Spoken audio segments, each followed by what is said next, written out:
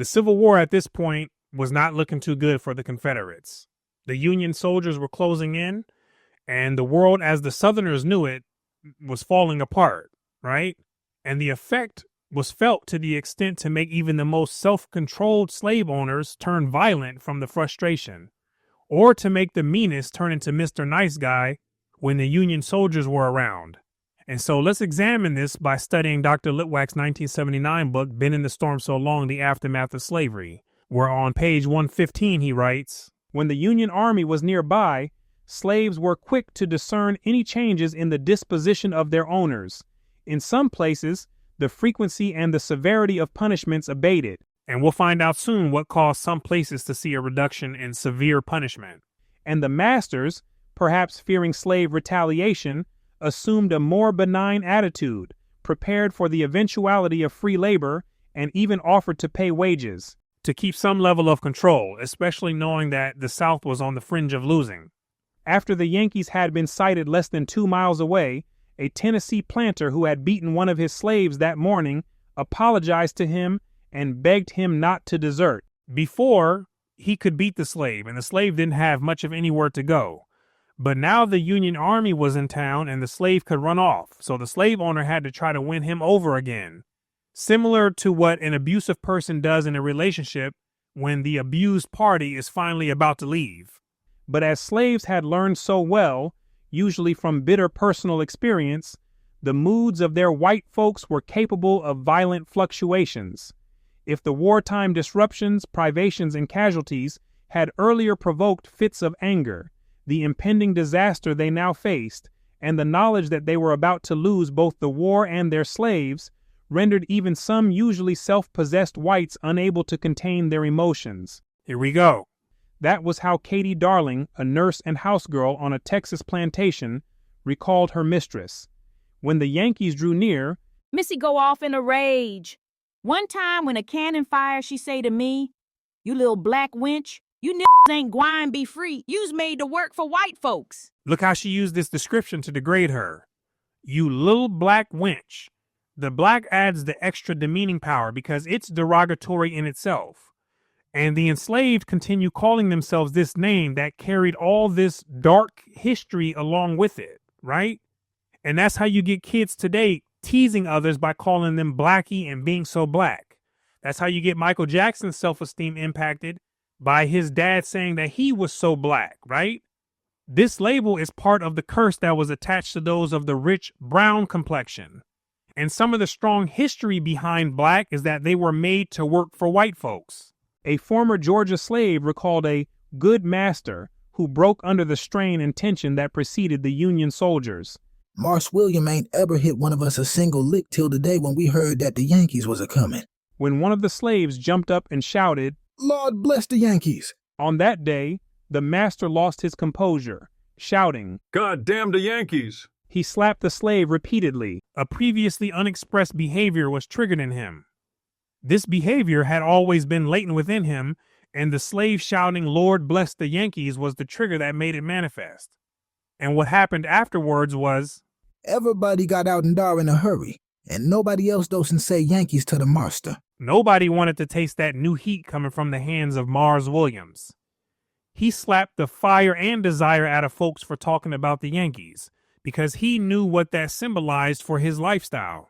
Not knowing what to expect of the invading army but fearing the worst, white families in those final days and hours often verged on panic and hysteria. At least that was how some of their slaves perceived them. In exasperation, masters were known to have lashed out at men and women who were too quick to celebrate their imminent release from bondage, while others refused to acknowledge either defeat or emancipation. After hearing of a new Confederate setback in the vicinity, Katie Rowe's master mounted his horse and rode out onto the plantation where the slaves were hoeing the corn. He instructed the overseer to assemble the hands around the lead row man. Uh-oh, now who was the lead row man? That my own Uncle Sandy. And what he told them on that occasion, Katie Rowe could recall vividly many years later. "You been seeing Confederate soldiers coming by here looking purty raggedy and hurt and wore out, but that no sign they licked. Them Yankees ain't gwine get dis fur. But if and they do, you all ain't gwine get free by 'em, 'cause I gwine free you before that." When they get here, they goin' tend you already free. Creek and free you with my shotgun.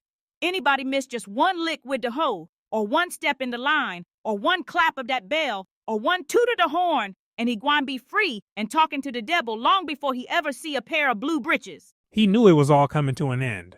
So at this point, he was just looking for any reason to shoot, right? If one person messed up just one little piece of work, the shotgun was coming out and he was sending people to meet the devil, right? That was his promise of freedom for them. Now watch this. Not long after that warning, the master was blowed all to pieces in a boiler explosion, and they just find little bitsy chunks of his clothes and parts of him to bury. The slavery days were wild, weren't they? Come on with it. And when the Yankees finally arrived, the overseer who had previously terrorized them, get sweet as honey in the comb. Nobody get a whipping all the time the Yankees die. He got super friendly, started treating people with love and respect, talking to them in a soft tone and everything. Sweet as the honey in the comb, and handed out 0 whippings when the Yankees were around. Looking on with a growing sense of incredulity, slaves observed the desperation, the anguish, the helplessness that marked the faces and actions of their white folks.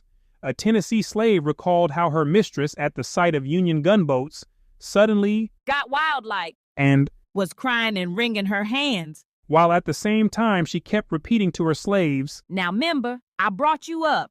Poking at their heartstrings and trying to manipulate the slaves. These were the mind games they played with the blacks. Although the slaves shared much of the uncertainty that pervaded the big house, the quality of their fears and the anticipation they felt were quite different. When Margaret Hughes, who had been a young slave in South Carolina, heard that the Union soldiers were coming, she ran to her aunt for comfort. Much to Margaret's surprise, she found her in the best of spirits and not at all dismayed by the news. Child, She reassured her, we going to have such a good time a-setting at the white folks' table, a-eating off the white folks' table, and a-rocking in the big rocking chair. oh, snaps. With Union soldiers already in the vicinity, Emma Holmes, a 26-year-old white woman of aristocratic taste and breeding, calmly attended the Methodist services in Camden, South Carolina. On that day, the Reverend Pritchard delivered a thoroughly practical sermon to the slaves in the audience, drawing his illustrations from daily life, warning them about lying, stealing, cursing, and quarreling, and telling them that the Yankees had been sent by the devil. You see how they play the game? Now let's examine this from his point of view. From his point of view, he's right. And the reason he's right is because the devil is supposed to be the adversary, the thing that opposes or goes against. In his mind, the God of the South has ordained slavery, so only the devil would come and go against that, right? Which in this case would be the Yankees or the Union soldiers. Understand how the tool of the devil is used. But, like Job, they were all to bear their losses. Overhearing her servants discuss the sermon afterwards, Emma Holmes was both amused and interested, and concluded that good seed had been sowed and was bearing fruit. Ideas she believed to be beneficial had been planted in the garden of their mind, and would bear fruit or produce certain behaviors which reflected those ideas. The attire worn by many of the black women at the service, however, deeply distressed her. Rather than wear the respectable and becoming handkerchief turban, they had appeared in the most ludicrous and disgustingly tawdry mixture of old finery, aping their betters' most nauseatingly round hats, gloves, and even lace veils. The black women wore worn-out clothing that was a cheap imitation of fine clothing that was worn by whites, and she didn't like it.